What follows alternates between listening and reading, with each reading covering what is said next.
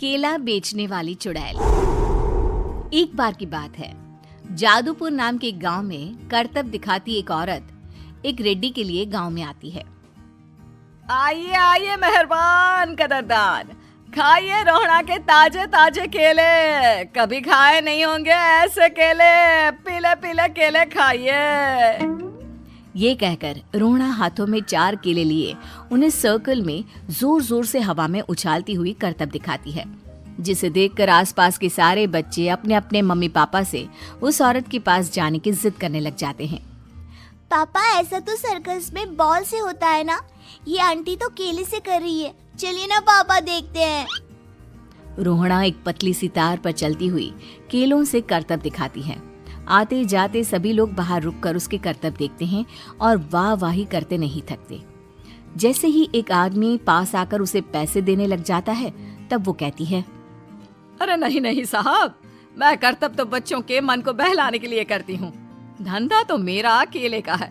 पीछे देखो मेरी रिड्डी, जो भी मेरे केले खाएगा मेरी तरह चुस्त दुरुस्त और तंदुरुस्त हो जाएगा।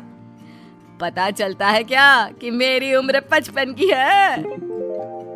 अरे पर ऐसे ठंड के मौसम में कोई केला क्यों खाएगा? ये ऐसे वैसे केले नहीं है साहब, ये शरीर में गर्मी देते हैं।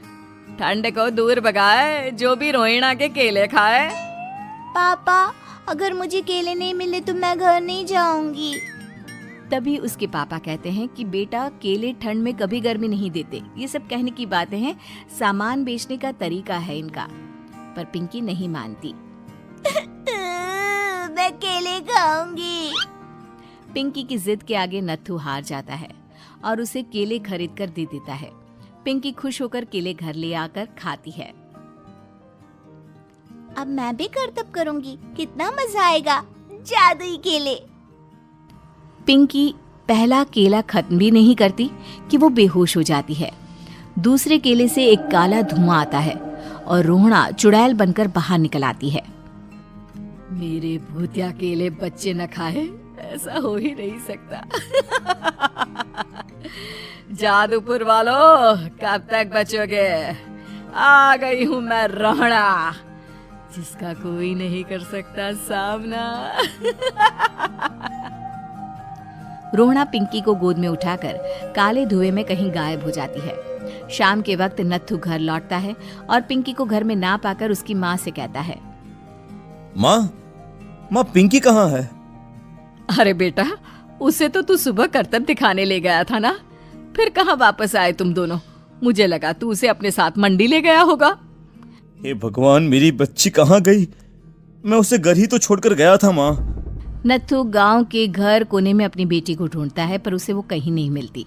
परेशान होकर आखिर रो रो कर नत्थू हिम्मत हार कर घर लौट आता है। अगली सुबह रोहड़ा फिर से करतब दिखाने आती है और इस बार पिंकी की तरह रोनी केले खरीद लेता है। 50 रुपए दिए थे पापा ने, सारे पैसों की मैंने केले खरीद लिए हैं। अब मैं भी आंटी की तरह ही करतबबाज बन जाऊंगा। यही सोचते हुए रोनी केले खाता है और पहला अकेला केला आधा खत्म भी नहीं करता कि चुड़ैल उसके सामने आ जाती है। मेरे साथ चलने का समय आ गया है रोनी। ये तो बस शुरुआत है।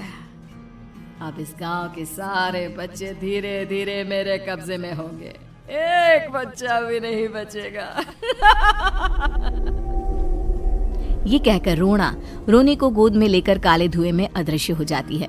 इसके बाद हर रोज गांव में से कोई ना कोई बच्चा गायब होता, पर ऐसा क्यों हो रहा है किसी को भी समझ में नहीं आ पा रहा था।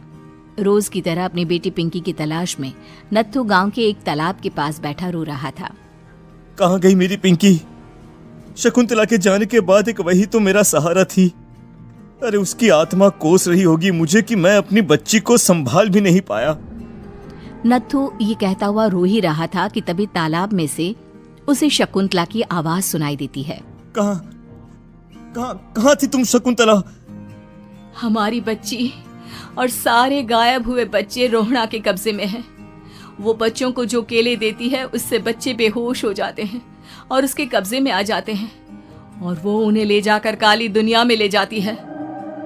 पर वो ऐसा क्यों कर रही है? ये मैं नहीं जानती, पर उस दुनिया का रास्ता मैं आपको बता सकती हूँ। जहां ये नदी खत्म होती है वहां एक केले का पेड़ है, उसके नीचे एक दरवाजा है, वहीं से रास्ता जाता है उस दुनिया का। ये कहकर शकुंतला की आत्मा गायब हो जाती है। गांव के सभी लोग झुंड बनाकर उसी रास्ते से काली दुनिया में चले जाते हैं और वहां देखते हैं कि सारे बच्चे वहां काम कर रहे थे। पापा मुझे ले चलो यहाँ से।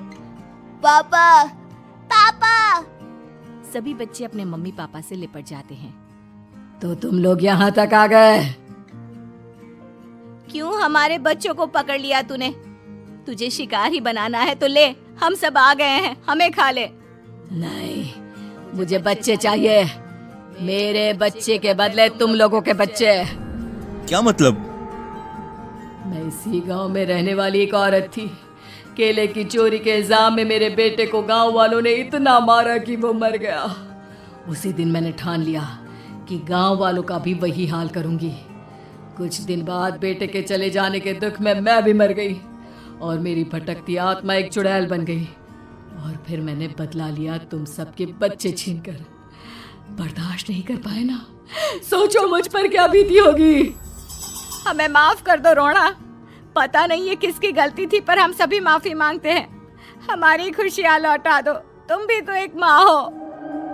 गांव वालों की बात सुनकर रोना का मन पिघल जाता है और वो बच्चों को छोड़ देती है। उसके बाद काली दुनिया बच्चों के लिए जादुई दुनिया बन जाती है। अब कोई भी कभी भी वहां आ जा सकता है।